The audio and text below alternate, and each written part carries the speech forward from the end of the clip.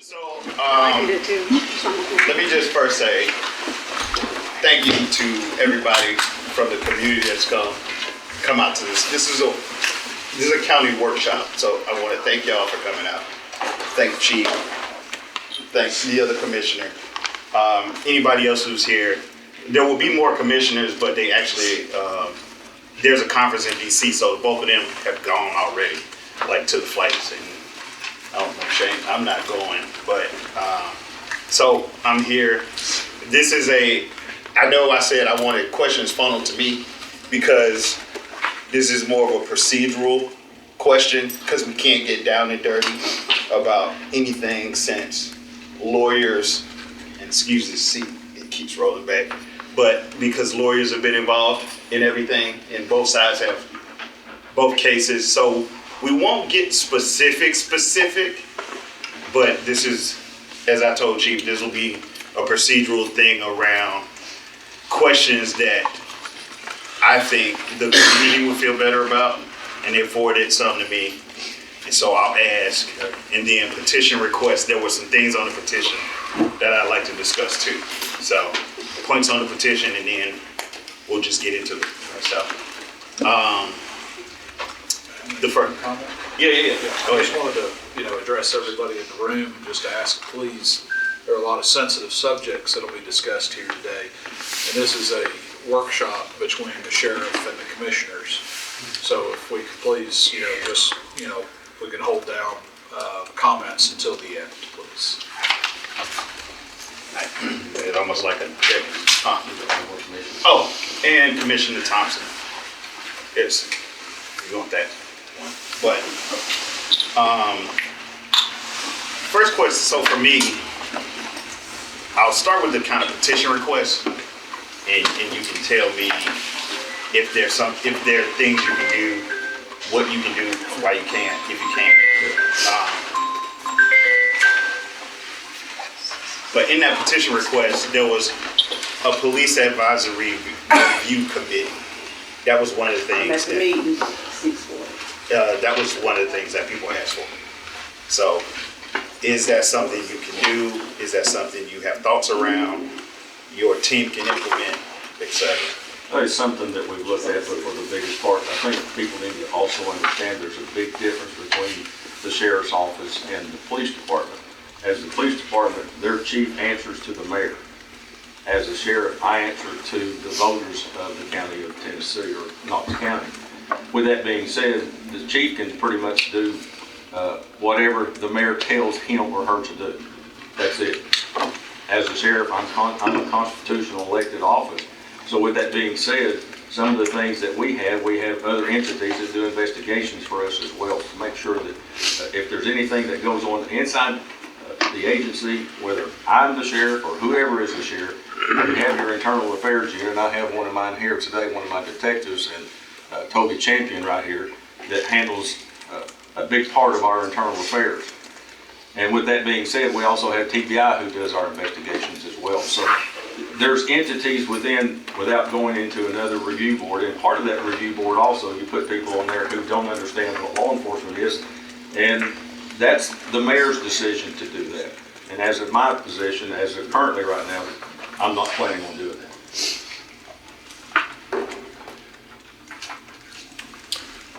Point 2 was public reporting, and I believe public reporting around incidents with the community.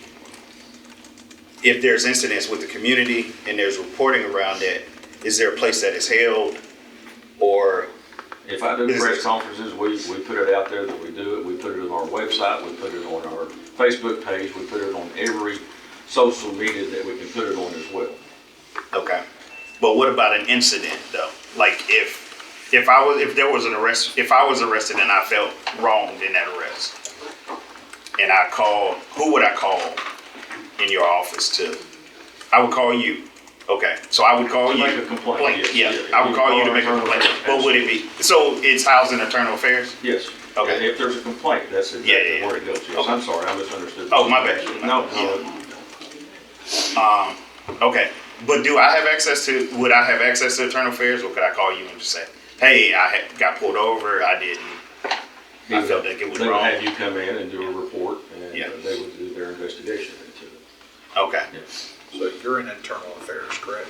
And what is your name again? Toby Champion. We call it the Office of Professional Standards, Okay. but it's internal affairs. Okay.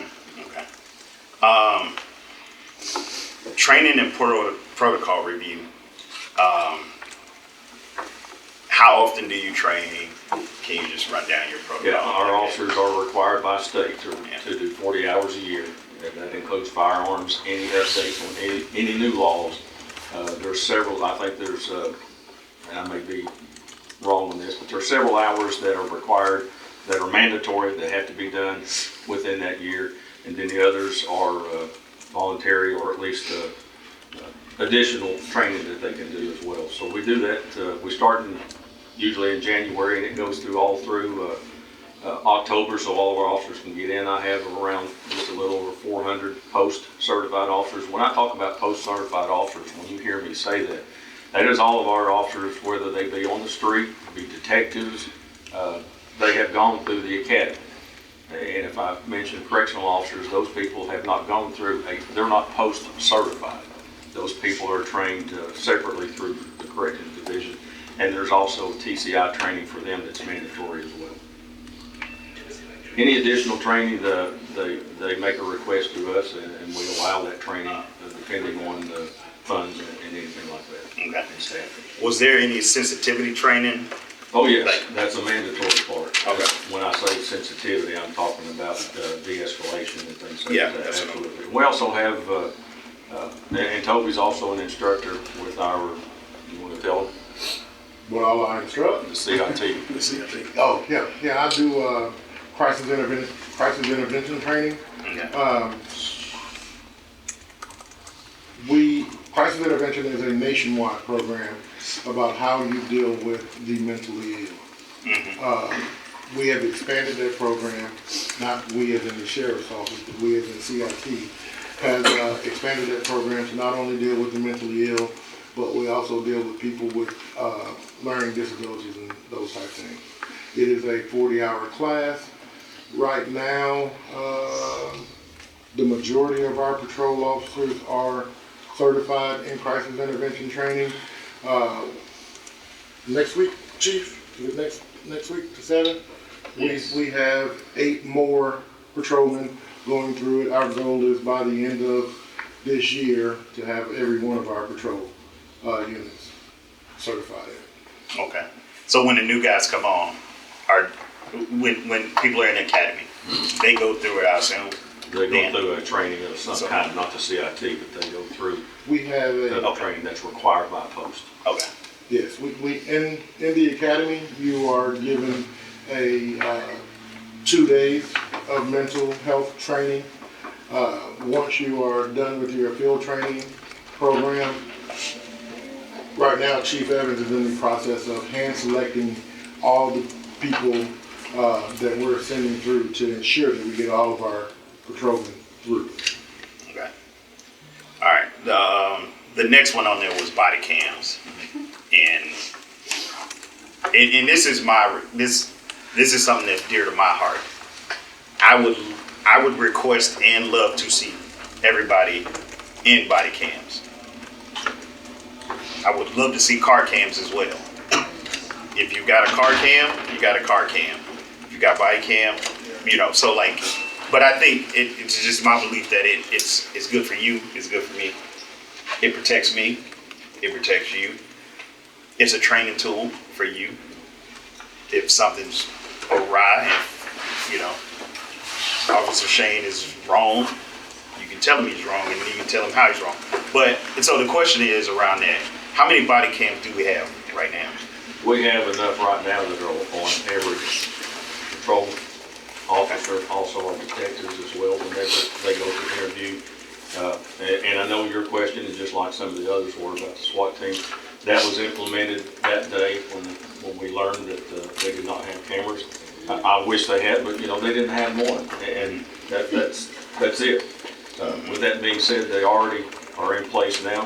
One of the things that you mentioned in-car cameras, I'd love to have in-car cameras as well. Okay. I had had this discussion with the commissioner this morning, and I think I mentioned it to you when I was talking about budget. That's one of the things that we're looking at, but it's an additional $600 and something thousand to get those cameras that we can put in the car. The reason being is we're also having issues within the courts to where some of the attorneys are saying, and if you're vertically challenged like I am, and I'm sitting in a patrol car and I have the body cam on me right here, you're seeing nothing but the dash. You're not seeing the PC that the officer is wanting to pull this individual over for. So that's another reason why we want it, but also you mentioned it too, and it's a safety issue. I think what happened was years ago before I came in, the sheriff at that time started talking about body cameras, so let's do away with the in-car cameras. Those in-car cameras went to surplus, so there's no way I can get that back. So Yeah. How, you said six? $600,000. Okay. How many cars would we need to outfit? You're probably Okay. talking, they would go in our patrol cars. Okay. They wouldn't go into the detectives' cars. Okay. They're not out there for the most part, stopping cars. So, I mean, 150 minimum. 150 cars. 600 cameras and storage. wait, Yeah. so that's 600 is cameras and storage. Storage. We have to Storage That's is a download. huge expense to Yeah. everybody for this. That's the biggest expense. Yeah, with the additional annual expense, all those cameras all the time, they upload. Yeah. Okay.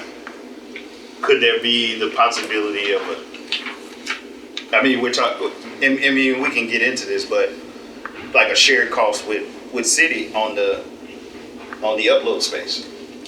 Cloud, that's an mean, IT cloud. question. I'm not Okay. the IT. Okay. Okay. Yeah. I barely use emails.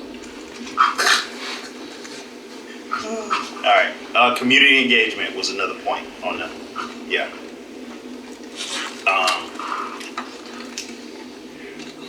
Fostering ongoing dialogue between the sheriff's department and the community. And so this is a part of that, and I appreciate that. Like, because people need to know where you know, what's what. If we assume you have body cams, I assume you have body cams. That's my assumption, because I don't know. Right. But I would like we've got to, and I'll just say it, we've got to mend the relationship.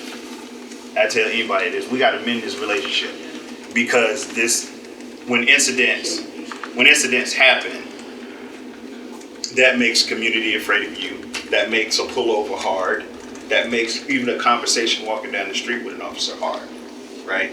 And so, but it becomes, it's that way because we both sit on two sides, and it's this heavy policing, and because of community sentiment, but there's community sentiment because of situations that happen, right? And there's situations that happen that may never need to happen, or there's situations that happen in the cloud that nobody can defend because there's nothing to, it's all speculation, right? And there's this rough circle that goes on. So, I mean, I would love to see if we could build a better relationship. Not me and you, but we're saying sheriff's community. So I would ask for that. Policy reforms was another one. Hey, do you mind if I ask Yeah. you a question? Yeah. What are the specific, things that the sheriff's department really can do to foster trust in the community? I'm not one to answer that. The community is to answer that. So I would love to have a discussion like that. Community-led discussion. That's not for me to lead. Okay. Because I would want everybody out here to say, this is what my experience with the sheriff is. And then for the sheriff's department to say, okay, we're going to work on that. So I don't know. Okay. So where I stop? Police, police reform. And I know a lot of these questions are on 287G, but I don't want to get into all of those yet, if at all. But there are other questions and concerns. I want them to know about the 287G because I know there's some misinformation that goes out there, and if you read the paper, obviously they know more than I do, and it's nice to know that the paper knows more than I do. But any questions on 287G? I have one of my officers that are here, so if they got, we can get to those questions. But I want everybody to understand in here what the 287G is, because it's not been, whether that's been on our part or previous to my administration or whatever. I want people to understand what it is. What is it? And you're gonna hear about it. The 287G has nothing to do with our people out here on the street. Nothing, period. Our officers out there in the cars know nothing about the 287G. You can shake your head all you want, but that's the truth. Well, I'm not concerned about that. I'm not gonna say nothing. I'm not concerned about that. What I'm concerned about is what goes on in your jail that you're over. I'm concerned about my son, what happened to my son in your jail, January the 8th. When I left my son in the back of the ambulance, he was fine. He was disorientated, but he was fine. And I trusted him to go and get evaluated and be released to me. When I get from my job to UT, they got some other stuff going on where my son winded up in your jail. Kidnapping. And my son literally got beat to death. You cannot tell me it didn't happen because I have eyewitnesses. I know it happened. I never see my son again, and I won't see him on this side. So you can say what you want to, sir. I got pictures of what happened to my son, and I am very angry. The same thing happened to my brother. November of 2014, he was beat and tried to hide it then, but somebody turned into a video in. And it was all on the news. And that's how we knew he's a mental patient. Y'all don't play, y'all say y'all protecting, serve. Who are y'all protecting and who are y'all serving? Because it's not us. It's not us. It's not us. I want my baby. I want it every day. And I can't do nothing about it. But I'm going to get him justice. Whether you want to hold on to the responsibility or the ones that are responsible for beating him. I know what happened to my son. Y'all going already, but y'all have nothing personal in this. But I do. That's my one and only son. How can you justify that? Can you tell me that, sir? Can you? With the smirk on your face, can you? Cannot. My one and only. Cannot. All I want to know is who decided that he didn't need evaluation and that he needed to go to jail instead of staying in the hospital. So that's what I want to know. Yeah, that's a good question. That's what I want to Who know. transferred him to the? They can't answer. They can't answer. It's in litigation. That's That litigation. no, that's what I meant. Like earlier, and Well, I mean- he opened the floor for it. Yes, no, We were talking about 287G. Well, you said you can shake your head at me if you want. Yeah, you want to, yeah. what I wanted to do because ain't nobody scared. we can't get into the litigation piece of the cases. Well, let's be respectful but and not that's why I say let don't Mom shake your talk. head. That's why I let Mom talk. Let's be respectful. Because She can shake her head, I whatever. understand what she's going through is nothing. No, you anybody do would- not. No. No. Hear what I hear. I'm saying you are experiencing something none of us are experiencing. None of us are experiencing. So that's why I did not interrupt you. That's why I let you go because I can't imagine it. I can't, and it's not happened to me. I can't. So I let you say that. That's what I'm saying. But as far as sir, like the who did the what? She knows there's no answers I know. today. She I knows know. no answers today. But it's a respect level. So don't be glad she didn't speak. She just shook her head. There's no reason for you to call her out on that. Why she's shaking her head. That wasn't cool. That wasn't respectful. Well, And you could it do was better about- today. It was about. Yeah, but you don't know who's 287G. all in this room, and you know. I know a lot. Let's be more respectful. I know a lot. If she wants to And shake her head, let her shake her head. Okay. You don't have to comment on it. We don't have to have permission to shake our head. Yes, sir. So, so talk about 287G in your relationship. 287G starts when somebody is legally charged with a crime by an officer and they are taken to the detention facility. Once they are inside the detention facility, and I'm going to stop and let my expert in here talk to you a little bit more about it. Once they get inside that facility, just like anybody else, the information is taken from those individuals. Once they find out they're from another country, where they're born from, then that's when the 287 kicks in, and then I'll let you take over. Yeah, so when we take individuals in, every individual we take in is asked the same set of questions, regardless of ethnicity or whatever. Every single person's asked the same set of questions. One of those is, in what country were you born? And we've asked that question as far back as I can remember. If an individual indicates they are born outside of this country, then those names are sent to through the program to our ICE representative, who will then evaluate that individual, and then they will send something back letting us know, yes, we want to place a hold, or no, we do not want to place a hold. So essentially, we ask, where were you born, and then send it off. And from that point, ICE makes the determination of whether or not they're held or not held on an ICE hold. Okay. All right. So these are some other questions, and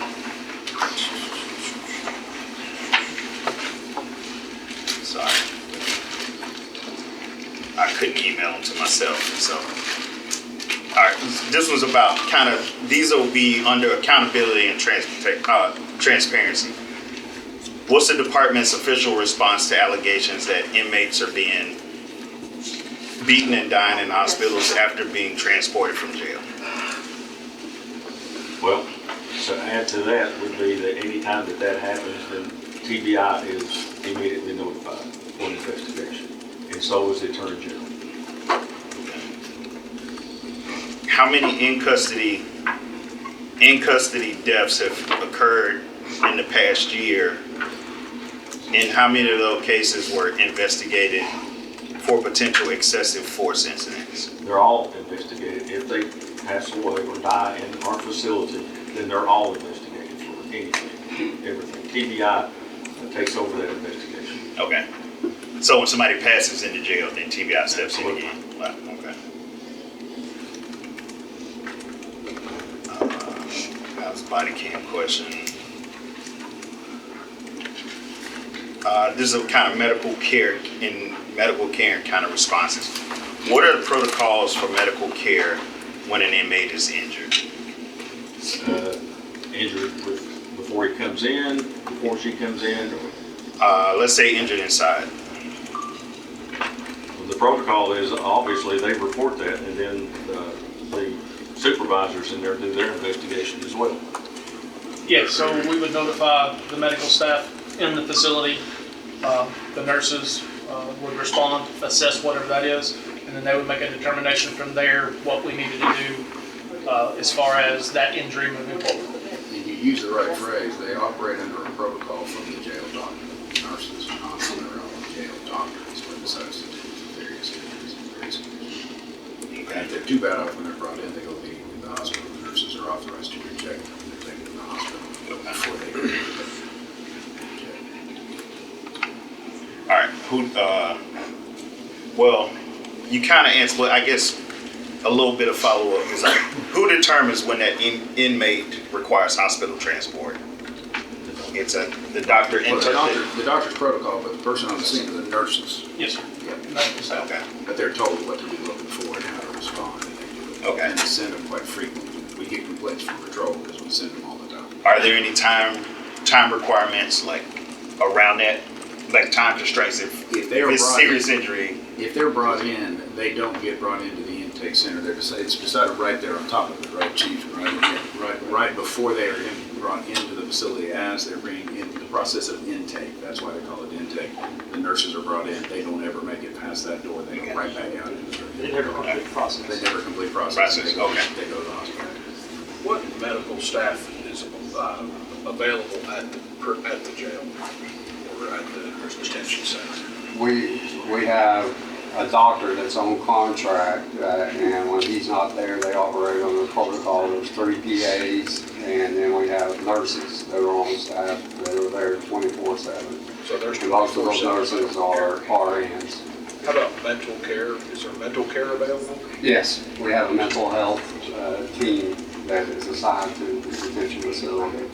We have a psychologist, and then we have a mental health nurse practitioner that is also there, and then we have clinical social workers that are assigned there. Thank you. How often are independent medical professionals allowed in? And then how often are professionals allowed to assess inmates? And is there independent oversight in reviewing care? Yes. We have, we go through auditing processes through the state of Tennessee as well as the American Correctional Association. Then also the PREA audit comes in, and as a part of that, they have independent individuals within the medical community that are required to come in and check the protocols and watch the procedures. Do you know how often that is? Like the site, like The Tennessee Corrections Institute does it on a yearly basis. ACA does it every 3 years. PREA does it every 3 years. The independent medical review is done as a part of the auditing process for the American Correctional Association. The American Correctional Association certification that the detention facility has, is the highest certification you can get. That's the best practices in the country. That's why we're proud of that. So they come in and they check everything about our facility from top to bottom, including all of our medical care. They jump into our medical files do they create a outward facing audit, or is that audit available? Yes. So like, Yes, it is publicly available. where would that be at? ACA, I think that they make all of their findings, I think, public. Gotcha. Okay.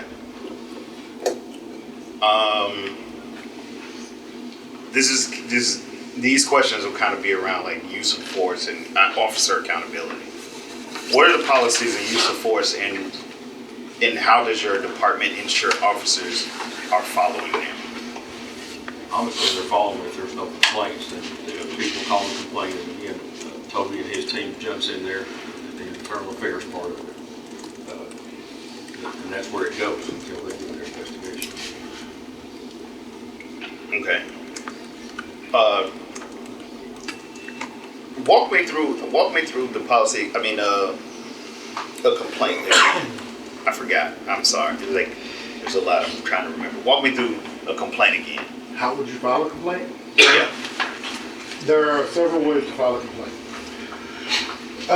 There's an email, Office of Professional Standards at mountainsheriff.org. You can email us.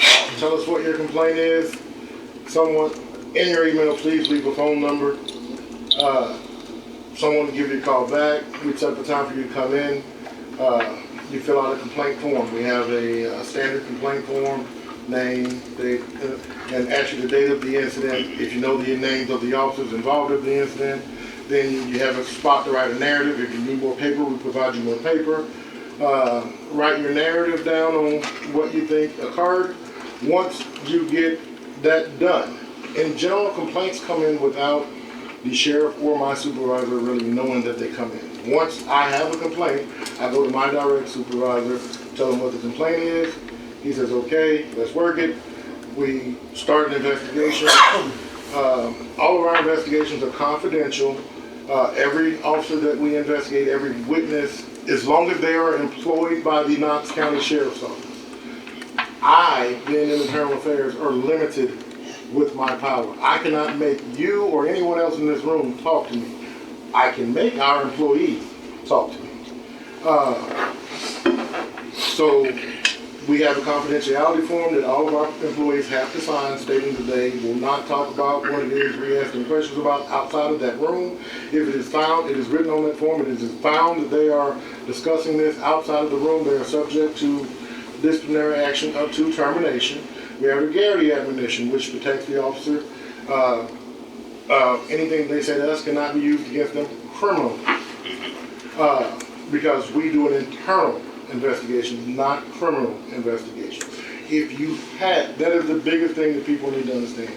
If you have a criminal complaint, by all means, you can call me, but we will not investigate it until after your criminal complaint has been handled.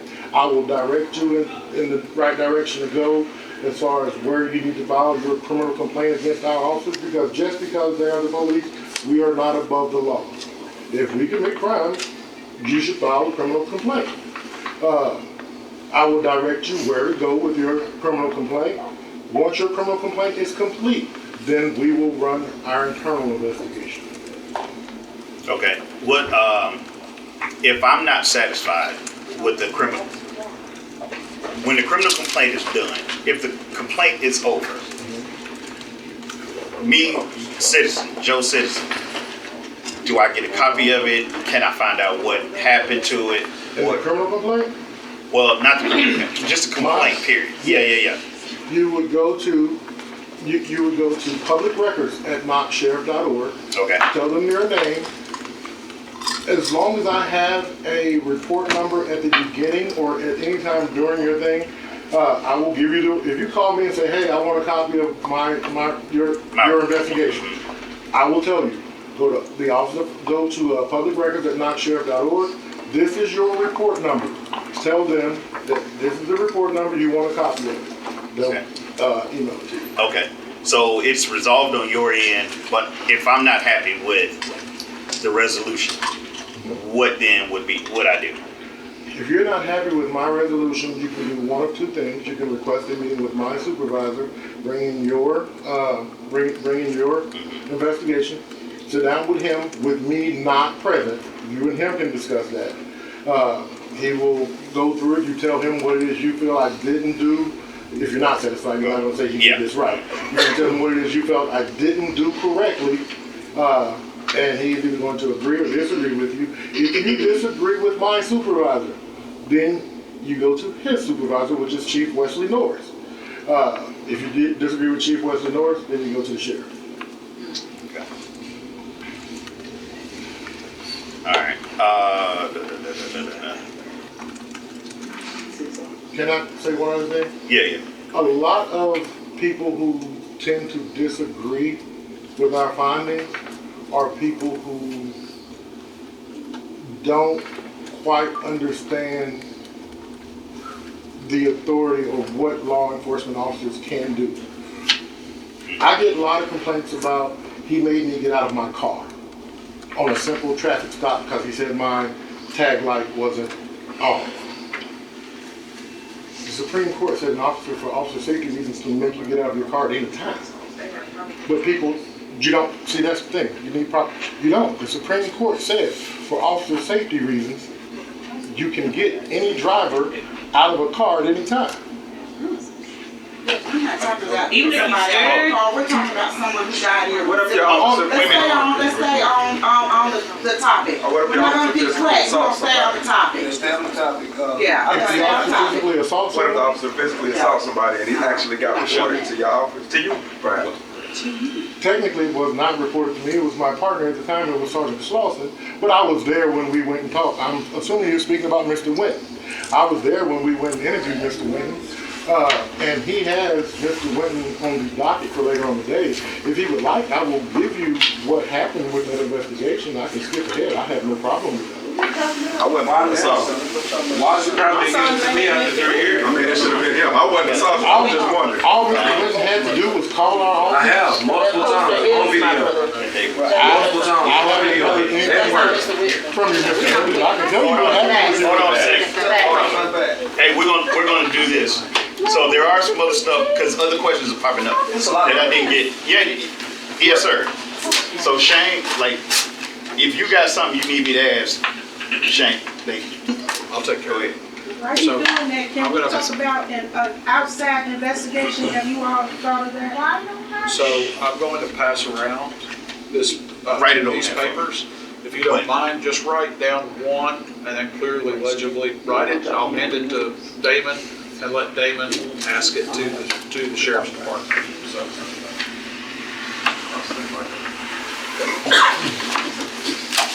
All right. Does the department allow independent organizations or community groups to monitor conditions in the jail. We have groups that do that. Grand jury comes in and does that. Okay. Can you repeat that? You said the The grand grand jury jury, does the investigations on the conditions inside the Yes. jails? yes. And who makes up the grand jury?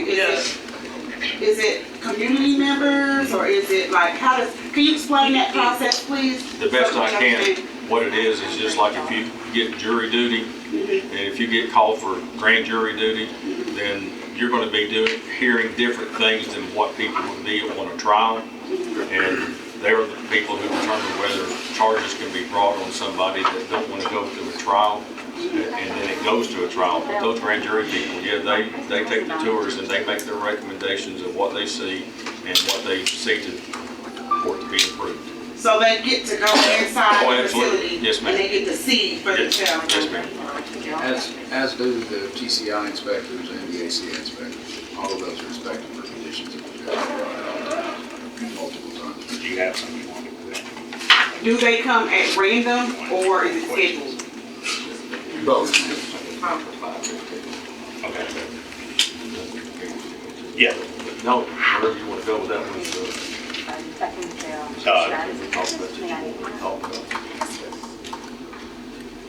No, anything you want to talk about? I got more, but like I can drill through these. some of these news media questions. Yeah. Their citizen I question. think part of the question was about who all the Yeah, we answered that. All right. Are we done with the 287G questions? Yeah. So did anybody vote to approve? Hold on. Hey, hold on a second. Did anybody vote to approve the 287G question, the 287G contract? No, nobody voted on it, but you had a group that filed a suit back in '22, but also under Tennessee Code annotated 768-105, it states in there that a law enforcement agency may negotiate the terms of a memorandum of agreement between the law enforcement agency and the appropriate federal official in USC 1357G concerning the enforcement of federal immigration laws. Any memorandum of agreement negotiated pursuant to that, what I mentioned before, must be entered into in accordance with federal law. So with that, that's what we're arguing is you don't have to have approval for it. Okay. Okay, so another question was, where is sheriff office data for public review? Like, and I guess that would be arrest records, that would be abuse allegations. Yeah, those are posted, we have a 24-hour list that's posted as well. So they can go online and see those. And records. It's also records, your arrest records are going to be what's called public access. Okay. All right. This is a question about the detention facility. How many cameras are in the detention center? Are there blind spots? And who reviews this? And who reviews the monitor footage? I'm not sure of the exact number. It's somewhere in the area of 300 cameras that we have in. Our correctional officers also wear body cameras. The live monitoring happens in master control and unit control. Operators have access to that as well. As far as blind spots, that's one of the reasons that the PREA audit that they come in, that is one of the standards that they have to look like. They look through the facility to try to determine if they find any blind spots, and then they will suggest that a camera be placed in that particular location. Were there any blind spots that you identified that you noticed that you put a camera in? Yes. Yes, we've added cameras pretty much consistently. There was a lot of cameras that were added when we started the PREA process, and we are currently in another upgrade, over $300,000 worth of cameras in the detention facility. You had mentioned an agency, the PREA? PREA is the Prison Rape Elimination Act, and it's just their primary responsibility is trying to lessen the likelihood of sexual assaults occurring inside of a correctional facility. It sets in standards and parameters as to how you are to deal with particular allegations of sexual misconduct within the correctional facility. Is that a state organization or is that a county? No, federal organization. It's a federal organization. Federal statute. And they come in and do an audit Yes. of the cameras? Yeah. And how often is that done? They do each facility every 3 years. We have 3 separate facilities, and they do 2 of the facilities in 1 year, and then another facility in another year. All right, this question is around if a sheriff has pulled somebody over, who on the scene, can a general bystander come up to the scene, record? Who can be on the scene during a situation like that? Who can be on the scene during a situation of an arrest? Anybody that pay taxes. If you pay tax dollars, listen, we pay y'all. Y'all don't pay us. We pay y'all. So it's kind of like, you know what? Who's y'all? You work for the government, right? You work for our tax dollars, right? I don't work for the government. You work for me. I'll pay. I just gotta work.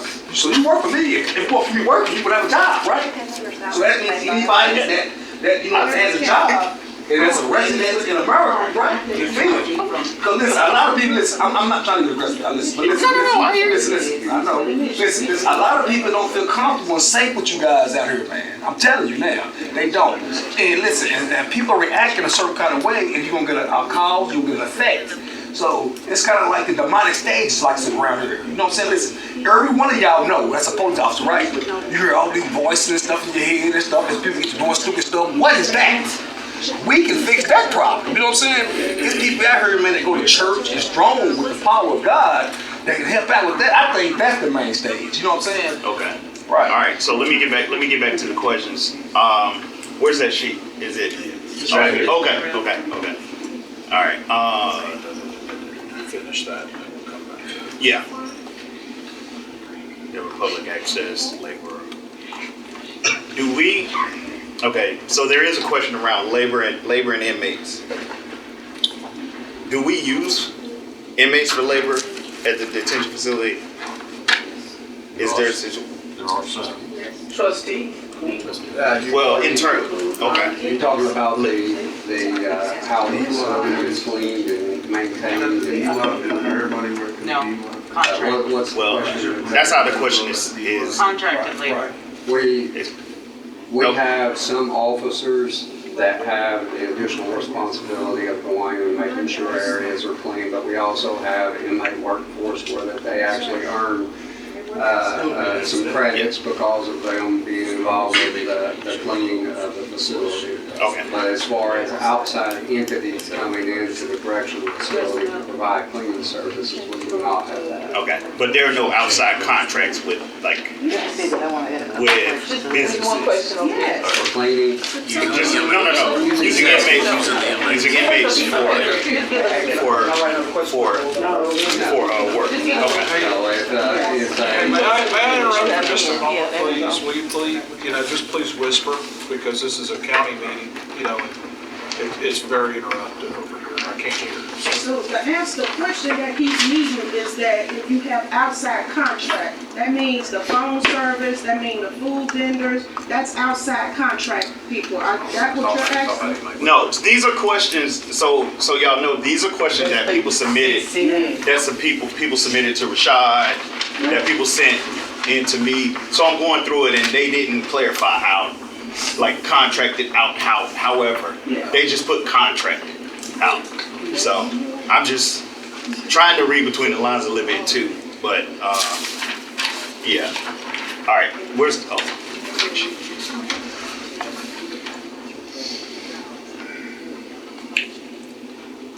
All right. The rest of these questions I've answered already.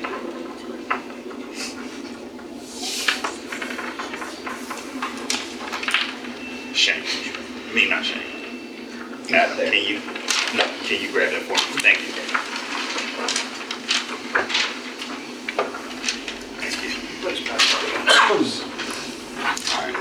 She's got her own piece of paper here. She'll send hers down shortly. Going to text. All right, the question was, how can checks and balances be put in place to ensure officers are heading to CIT training? Adhering to CIT. Adhering to CIT training. How's it guaranteed? Is that what your question is? Yes, sir. Yeah. Well, it's not even really a question, it's more of a statement, because the simple fact is, we're all human beings. You understand? I know when to have manners and I know when to have the food. So once again, you can say that this person has a certificate of CIT training. They're not supposed to be a gentle individual and a human being. But once again, man, I ain't got no cameras. I ain't got nobody looking at me. Guess what? I'm gonna be who I really am. Especially when I have preconceived biases, notions, or anything like that I feel more strongly about than I do about my next human being brother. So once again, if there's what we just talked about with the cameras and the situations like that, I don't see any check and balances, not unless somebody reports it, which means it still has to come through you. Well, it doesn't come through me until the final end, so. But it still has to come through the department and the instruction. If you have that complaint, please, I'm telling you right here, you and I looking at each other, please report it. Let us know about it. I'll be the first one, and I know that, I'm gonna say, I'll be the first one to tell you that if there's a bad cop in there that does something wrong, then we're gonna make sure that they're no longer there, period. I don't want one just as much. When do we see proof of it? I've been arrested before because I asked. Is that after he does another crime? Confrontation with him. And when I asked the question of what was his name, because he told me he was on the streets and he was going to come find me and hunt down my friends. And me being a man, I really didn't care about reporting. But as a man, guess what? I want to know who you are. What's your name? So I know who's looking for me. And when I said that, he said, you know what? I was going to let you go home. And I did the same thing you did. If I get in that position, I'm going to ask the same question. Exactly, but I went to jail for that. I lost my home and ended up being homeless behind that. I can't answer because I don't know who he is. And so I don't know who that would be. Once again, this the reality of the situation that I'm coming from. Yes, sir. Did that happen here? Yes. City or county? It was city. But still. Okay. But still, I've been saying though, but the whole CIT training. Next question is, to what extent is excessive force? Exactly.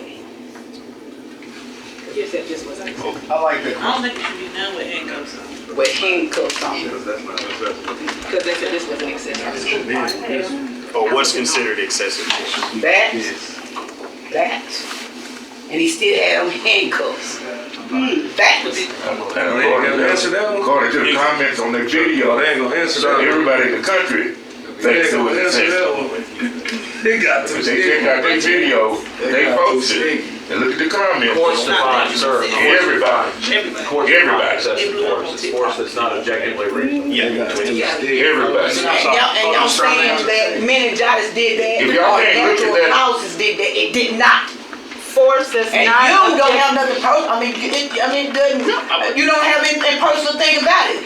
This bothers us physically, mentally, and emotionally. Spiritually too. You know what I'm saying? I don't sleep. Not Because to every mention time I this close young my eyes, I see my son being beat. My brother's not the only one. This young man too. No, but I walked in to see my son, but he wasn't like that when I gave it to him. On that back of that ambulance, he wasn't even supposed to be going to jail. He was going there to be evaluated because he was disorientated, and we worked together. He got off a cat bus because he stayed on the bus when he got off. At 2 o'clock, he was still on the bus driving around. He didn't steal no bus or nothing. He was just doing his job, what he remembered doing. When I got on the ambulance, the boss said, Cat called me. When I got on the ambulance, my son looked at me, I was crying because I could tell my son wasn't right. He said, what's wrong, mama? And I just looked at him and I held my baby and I kissed him and I just shook my head. Went to UT, couldn't see my son because of whatever they did to my son back there. Winding up at the penitentiary, I called at 2:30 in the morning. They told me my son was all right. Then I asked them, where was my son at? You know what I'm saying? They didn't say that. I called back at 5:30. I couldn't get no answer to where my son. I had to find my son. And then some lady up there, Corporal, I'm not gonna tell her name. Yes, you are. Yes, you are. Corporal Halpers told me, ma'am, your son is at UT Hospital on the 6th floor in the West Wing. She didn't tell me what that was. I go to UT and see my son like that. He was not like that when I seen him. He was literally beaten to death. And when they beat him in love with the rest of the people in intake, he was in handcuffs. They drug him to the shower and finished beating him. Took his clothes off and changed it into a person. They were still trying to get him changed. How can he change it into a uniform with your hands on restraint? The boot print is on his chest.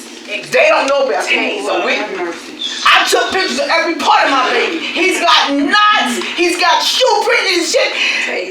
Somebody's gonna be held accountable. And they're your officers. That's why they're always being blamed, because you don't lose the ask why? Because they're your officers.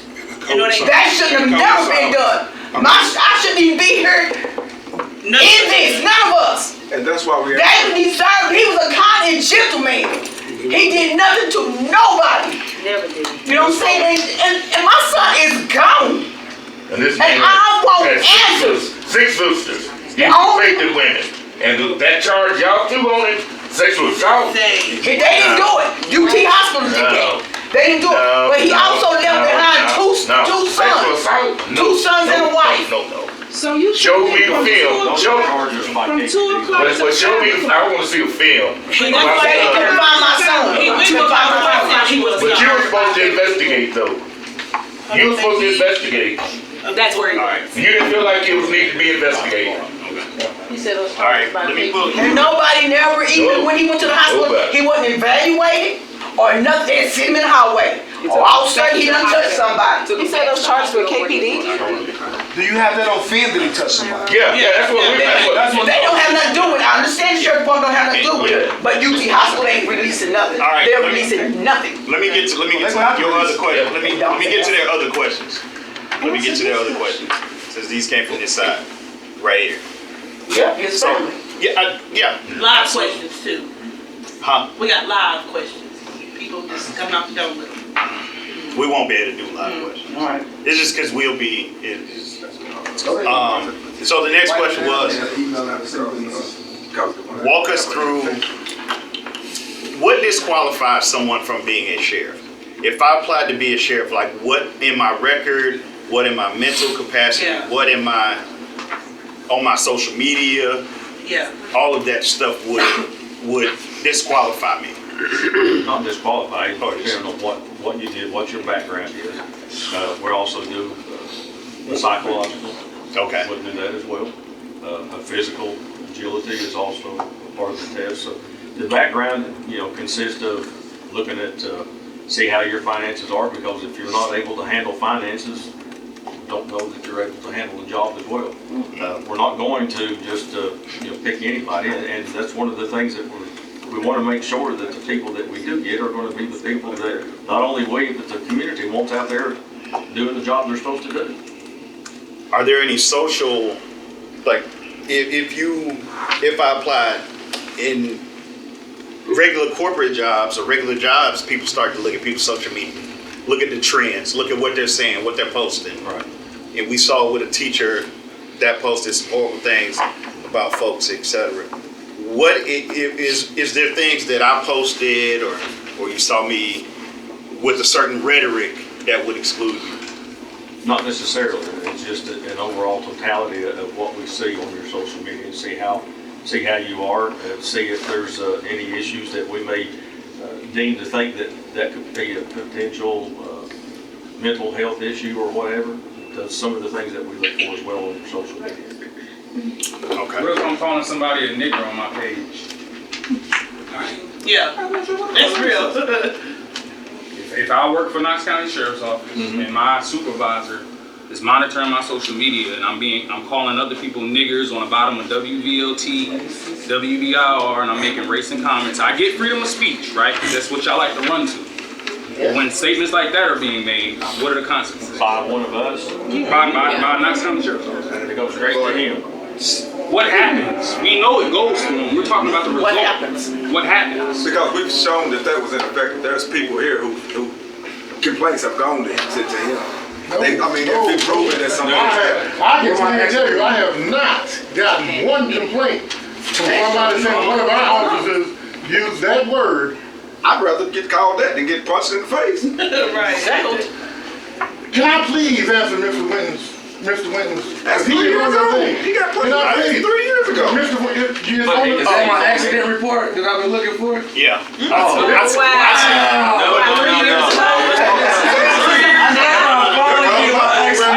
I get it? Yes, fine. 3 years ago. I'll probably get my accident report after 3 years. All I want to say Thank you. Hash, Thank you. you feel what I'm saying? I'm sitting here and I'm listening. I ain't saying nothing. But I'm looking for compassion in your face, in your face, in your face, in your face. And then I'm also thinking about the fact that you take an oath. And when you take that oath, does anywhere in that oath say that I will?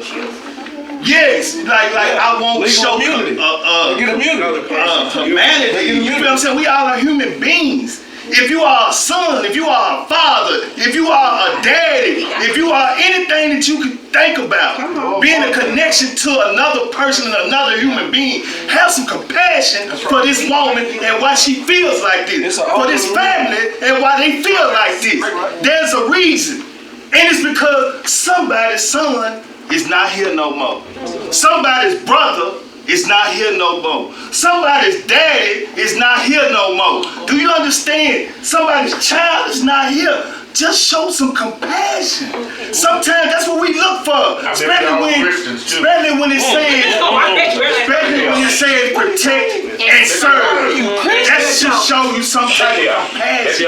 That's all I want to say is like and sometimes when you take your oath, do you take an oath to say, I'm going, even though I know this officer over here is doing wrong, I'm going to bury that because my oath is to the blue instead of the people that I protect. I'm just saying it's easy to say no, but let me tell you something. Let's talk about data. When you talk about data, you can shake your head, but data gonna show that you don't do that. Yeah. You feel what I'm saying? That's what y'all, okay, come on. I get what you're saying. Yes, sir. I promise you I get it. Yes, sir. Data will show that. Well, I called the sheriff department about my brother. I called the sheriff department. I didn't get a call back about my brother. Look at ours. Right, and it's gonna show what now? Look at ours. It's bad. Contrary to what y'all think, I'm not blue. I'm black. I'm a 48-year-old black man. And I'm raising a black son that one day will be a black man. And don't you know, if your son ever ended up like that, you'll be over here with us. And guess what? You won't be over there with them. And I have compassion.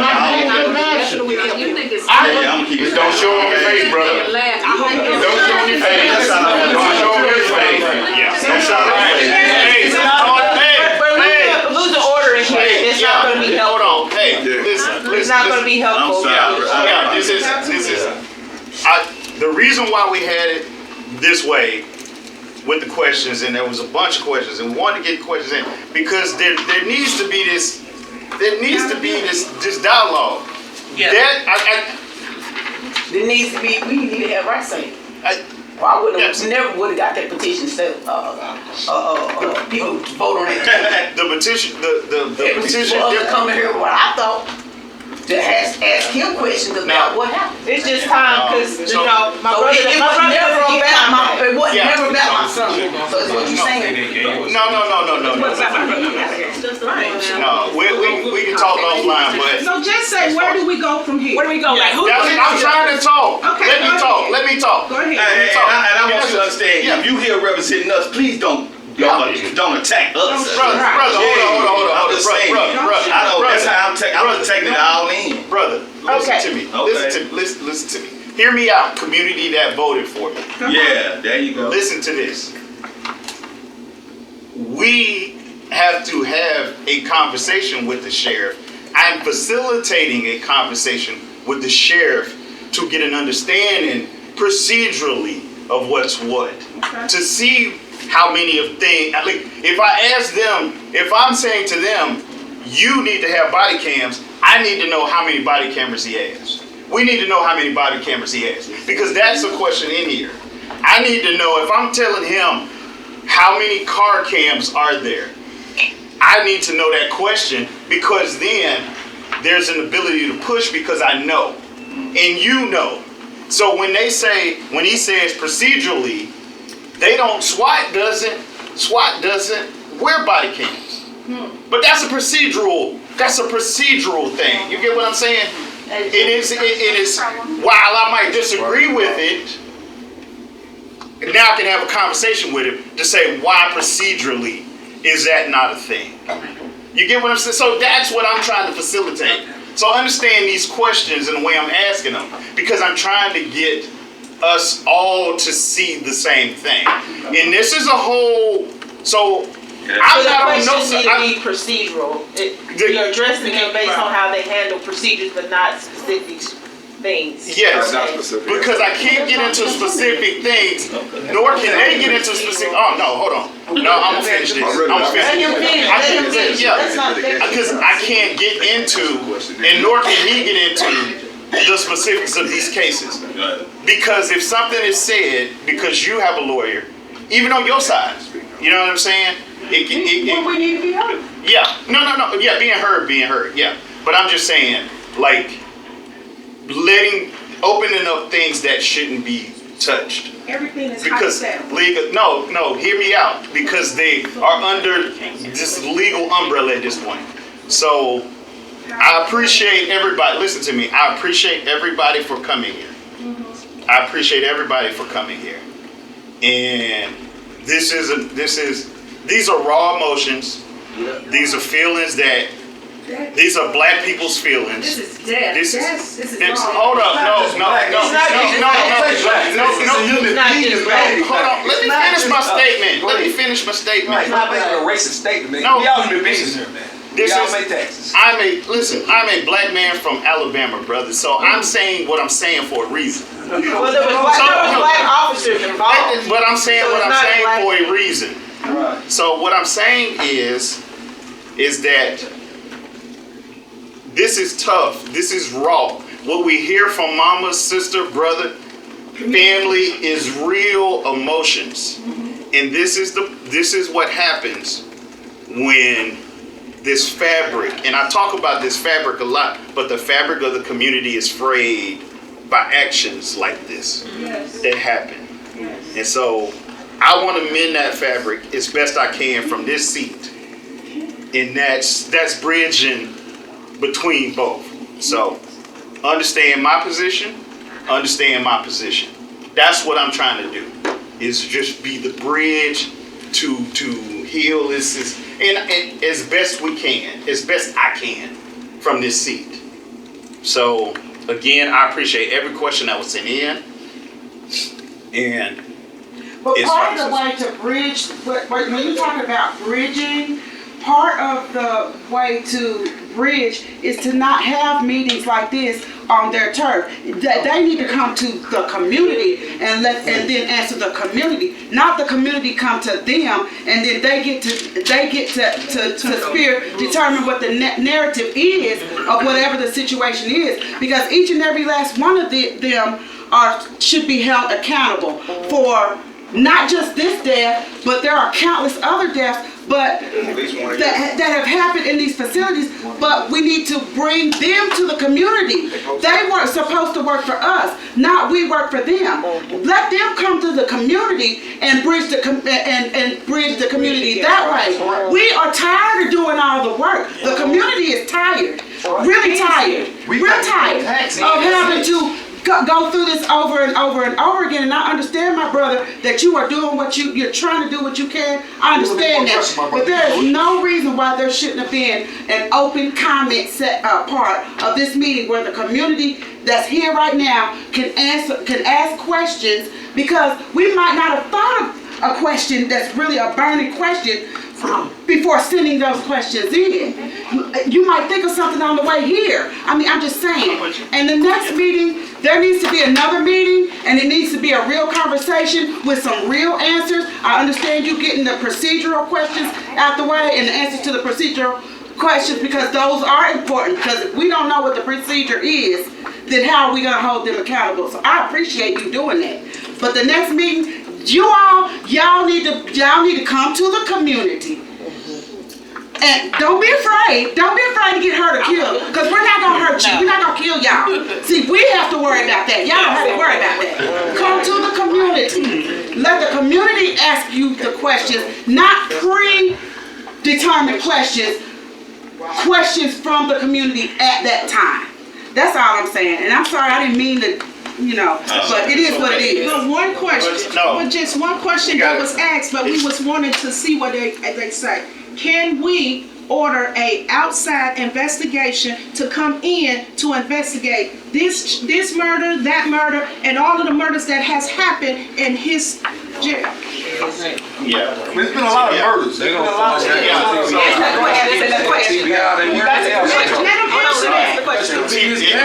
They were saying TBI. TBI is not going to do nothing. Not going to do nothing. They said because the general attorney has the order. She said that no officer is going to be charged in my son's death. So they stopped that. But I'm going to fight until the day I die for David Leon back.